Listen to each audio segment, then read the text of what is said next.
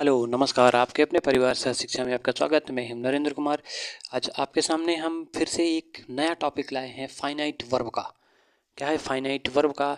तो चलिए देखते हैं कि फाइनाइट वर्ब क्या होता है। और आप बड़ा सुनते होंगे फाइनाइट, फाइनाइट, नॉन फाइनाइट, क्या होता है। चलिए आज इसका जो कॉन्सेप्ट है क्लियर करते हैं और आपके कन्फ्यूजन को दूर करते हैं और पूरा समझते हैं कि फाइनाइट वर्ब क्या होता है।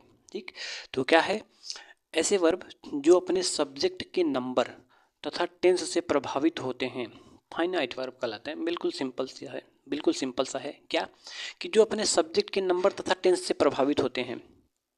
किसकी बात हो रही?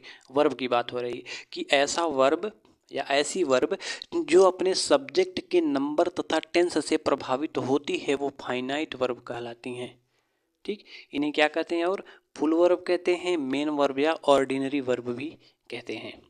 ठीक, एक बार फिर बताते हैं कि ऐसी वर्ब्स जो अपने सब्जेक्ट के नंबर तथा टेंस से प्रभावित होती हैं वो फाइनाइट वर्ब कहलाती हैं। इस एग्जाम्पल के जरिए जब हम आपको समझाएंगे तो आपको बिल्कुल क्लियर हो जाएगा कि फाइनाइट वर्ब क्या होता है।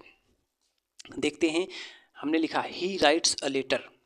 क्या? He writes a letter. तो आपको इसमें दिख रहा होगा कि फाइनाइट वर्ब क्या है। क्या है? तो राइट से है। क्या है?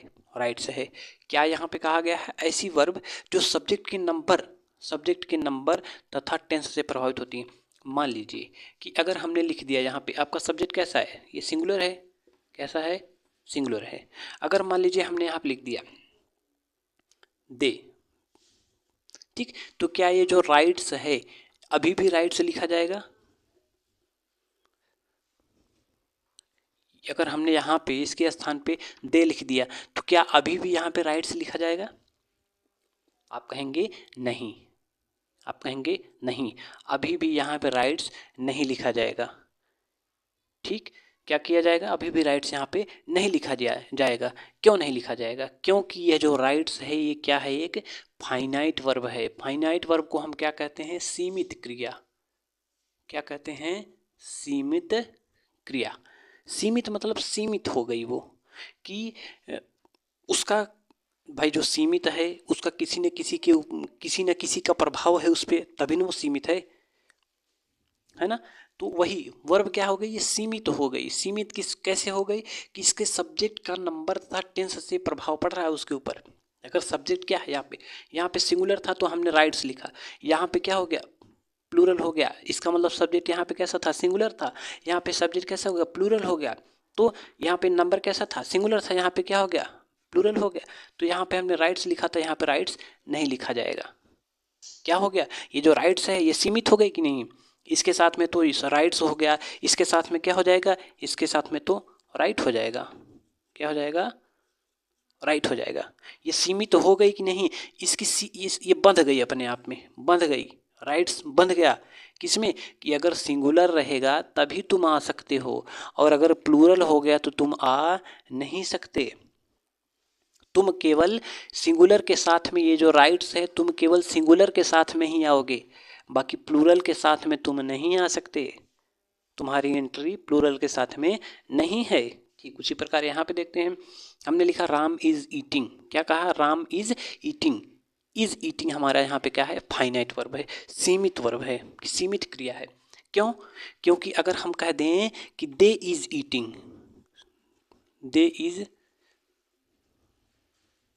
तो क्या हमारा सेंटेंस सही है? आप कहेंगे नहीं, बिल्कुल रॉन्ग है, सरासर रॉन्ग है। क्यों? क्योंकि ये जो तो आपका इज है, ये इज क्या है? आपका एक फाइनाइट वर्ब। क्या है? क्या है? एक फाइनाइट वर्ब है। अब फाइनाइट वर्ब को हिंदी में क्या कहते हैं? सीमित क्रिया। सीमित क्रिया का मतलब ये अपने आप में सीमित हो गई है कि ये कुछ एक ही जगह पे आ सकती है, इसकी कोई सीमा होगी। उसी वही चीज़ यहाँ पे होगा, सब्जेक्ट ऐसा रहेगा तभी आएगी, उसके अलावा ये नहीं आ सकती है। ठीक, तो उम्मीद करते हैं जो हम आपको बता रहे हैं वो आपको समझ में आ रहा होगा। ठीक, एक दूसरा एग्जाम्पल, अगर हम कहते हैं आई गो। क्या कहते हैं? आई गो। ये भी प्रेजेंट में है, ये भी प्रेजेंट में है। तो यहाँ पे गो क्या है आपका? गो क्या है? सीमित क्रिया है कि नहीं?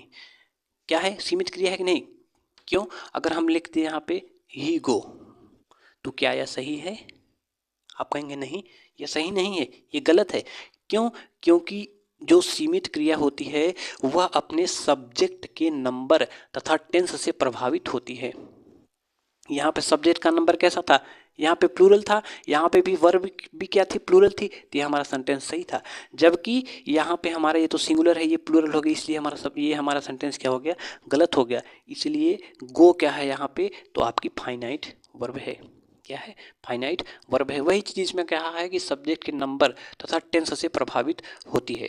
क्या करती है, टेंस से भी प्रभावित होती है। जैसे यहाँ पे हमने राम इज ईटिंग लिखा है, यदि मान लीजिए पास्ट में होता तो यहाँ पे क्या लिखा जाता, इज के स्थान पे क्या हो जाता, वाज हो जाता। इस इज का स्थान इतने तक सीमित है कि यदि प्रेजेंट कॉन्टिन्यूअस टेंस है तभी तुम आ सकते हो सिंगुलर के साथ में, बाकी तुम नहीं आ सकते। अगर पास्ट कॉन्टिन्यूअस टेंस हो गया तब भी तुम सिंगुलर के साथ में नहीं आ सकते। ठीक उसी प्रकार अगर आपका मान लीजिए पास्ट इंडिफिनिट हो गया, क्या हो गया, पास्ट इंडिफिनिट हो गया। पास्ट इंडिफिनिट क्या होता है, तो वहाँ पे भी एक लिमिट होती है। फ्यूचर हो गया, फ्यूचर में भी एक लिमिट होती है, विल की सेल की, कि विल भाई तुम यही जो सब्जेक्ट है इन्हीं के साथ में आओगे, या सेल भाई तुम यही जो वर्ड है यही जो सब्जेक्ट है उन्हीं के साथ में आओगे, बाकी के साथ में नहीं आओगे। ऐसा कहो कि हम सबके साथ में आ जाएं तो सबके साथ में नहीं आ पाओगे। क्यों, क्योंकि तुम्हारी कैटेगरी कैसी है, फाइनाइट वर्ब की श्रेणी में है। तुम एक सीमित क्रिया हो, क्या हो, सीमित क्रिया हो। तो उम्मीद करते हैं जो आज हमने आपको बताया कि फाइनाइट वर्ब क्या होता है वो आपको समझ में आया होगा। तो मिलते हैं नेक्स्ट वीडियो में, तब तक के लिए नमस्कार, जय हिंद, जय भारत। और यदि इससे संबंधित कोई क्वेरी रहे तो आप कमेंट में ज़रूर पिन करिए, आप कमेंट करिएगा, उसका हम सलूशन आपको देंगे। मिलते हैं नेक्स्ट वीडियो में, तब तक के लिए नमस्कार, जय हिंद, जय भारत।